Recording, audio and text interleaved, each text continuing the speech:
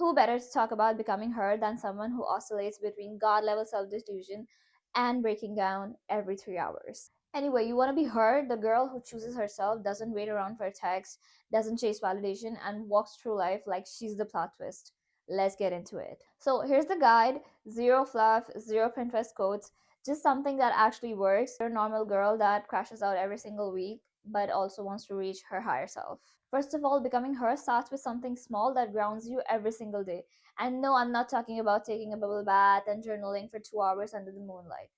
Be serious. I'm talking something as simple as a 5 minute walk without music, 30-second stretching before going to bed, washing your face like you actually care about your skin barrier, and brushing your hair like you're a sad K-drama heroine. Something tiny but consistent. Because the real glow up isn't physical, it's you proving to you that you can rely on yourself. Most people don't lack confidence, they lack evidence. Your brain doesn't trust you because you say things like, I'll get up early, I'll go to the gym, I'll do this, I'll do that, and then you don't. So, how will it believe anything that you affirm? It's not your self worth that's broken, it's your self trust. This ritual, however tiny, becomes your anchor. It's your foundation of main character energy. You're training yourself to follow through. That's step one of becoming her.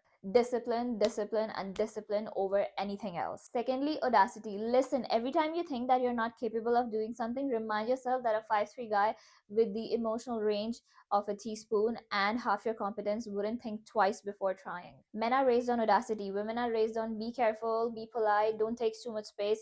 You know what that creates? Men shooting their shots for opportunities that they're not qualified for, and women over preparing until the moment is gone. So I need you to become delusional, but in a productive way. I am worthy, I can do this, I will ask for what I want even if my voice shakes. That kind of delusion. Closed mouths don't get fed, closed energies don't get chosen. Fake the confidence. Yes, I said it. Fake it. You fake it long enough that your nervous system stops arguing with you. And the universe actually rewards people who act like they belong. Not in a weird attention seeking way, in a my presence speaks before I do way. That's the energy of her.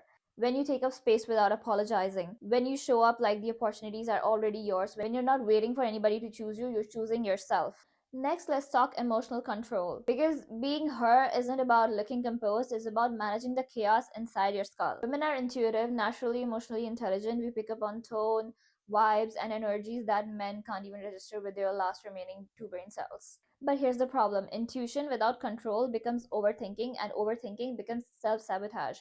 You cannot become her if you spiral every time something doesn't go as planned. Trust me, I spiraled professionally. The skill is catching it early. Like every time your brain starts creating scenarios at 2x speed, your move is to shut it down. Move your body, put your hair in a ponytail, touch grass, touch hair, do anything that shuts it down physically. Redirect your energy to something physical. Your body calms and your mind follows. Your brain needs a physical pattern interrupt. It's not magic, it's just neuroscience. Overthinking is not the villain, letting it run the show is. And the more you interrupt the cycle, the more your brain learns to regulate itself. That's emotional mastery. That's the core of being her, unbothered, mysterious, and I know my worth, but I also don't care if you don't deserve me energy. A huge part of becoming her is about learning to release control. And this is the hardest one because we all want to micromanage the outcome: the grade, the job, the career, the text, the timing. But the more you grip, the worse it feels. The more you obsess, the slower it comes. The more you analyze, the more insecure you get. Your job is the action, your job is the effort, your job is the intention. The outcome, not your job. Do what you can, show up, do the work, and then let it breathe. Some of the best things in life happen when we're not waiting for them to bloom.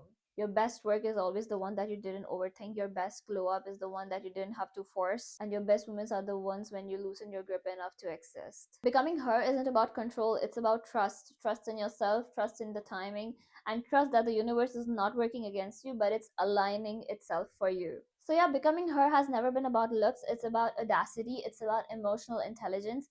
It's about letting go and releasing control. It's about trusting yourself more than you trust your fears. Pretty is a hobby, audacity is a lifestyle. And if you choose yourself every single day, even when it's messy, even when you don't feel like the main character, even when it's embarrassing, you'll become her without even trying. This is Sunverse. Feel free to subscribe if you want more of K-pop, multilingual, multicultural content, and you want to bully the patriarchy for sport.